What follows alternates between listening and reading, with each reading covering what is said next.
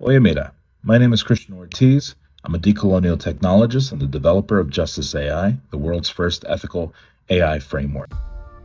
This is Decoding Bias. When we take a deep dive into decolonial ideologies and decolonial frameworks, it helps us understand the root causes of not only our biases that we carry with us in society, but how we operate and how we look at the world, especially when we're born here in North America or Europe. I want you to watch a video.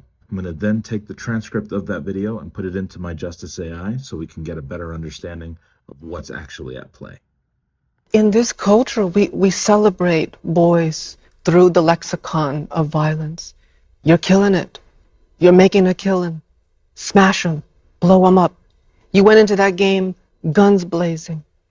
And I think it's worth it to ask the question, what happens to our men and boys when the only way they can evaluate themselves is through the lexicon of death and destruction?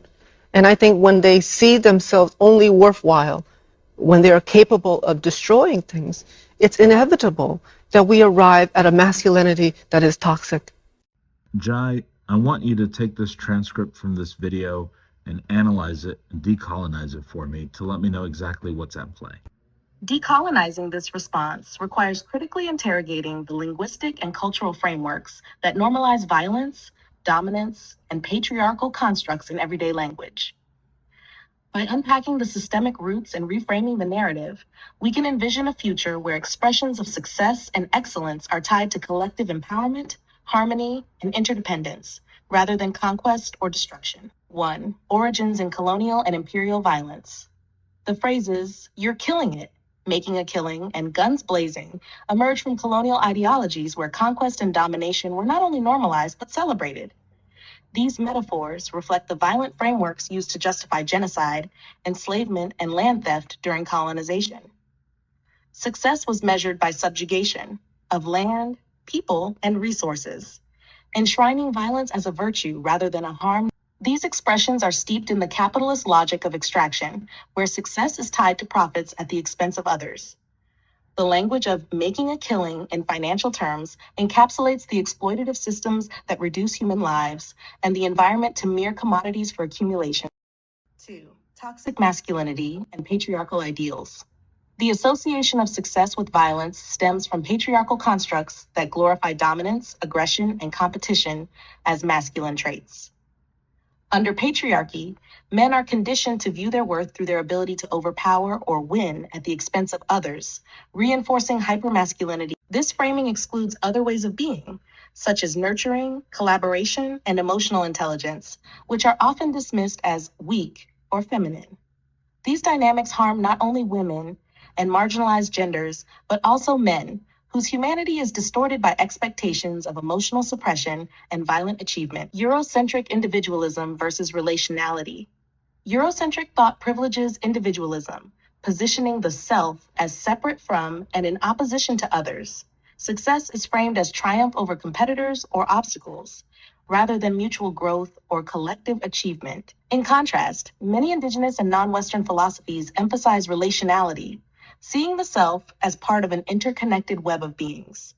Within these frameworks, success is defined not by domination, but by balance, care, and the health of the collective. Racialized implications and systemic inequities. The lexicon of violence is often racialized, reflecting how colonial systems dehumanize Black, Indigenous, and other marginalized peoples to justify their exploitation. Phrases like "guns blazing" carry historical weight, evoking the violent colonial conquest of lands and the militarized policing of marginalized communities that persists today. Such language also obscures systemic inequities by glorifying success as an individual feat.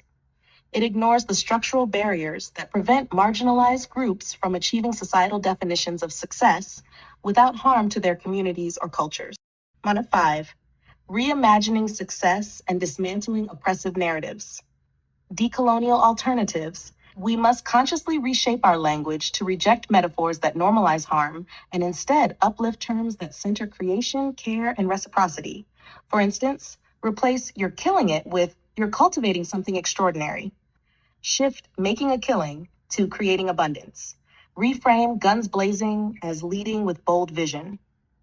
centering marginalized narratives, amplify voices from Indigenous, Black, and non-Western traditions that offer alternative visions of achievement rooted in balance, reciprocity, and sustainability. 6. Building toward a collective future. Dismantling these violent linguistic constructs requires challenging the broader systems they uphold: capitalism, patriarchy, and white supremacy.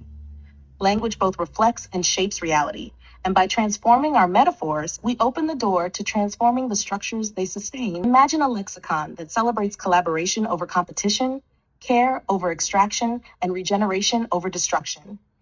This future requires collective imagination, but it is not beyond reach. It begins with each of us interrogating the words we use and the values they represent. Call to action.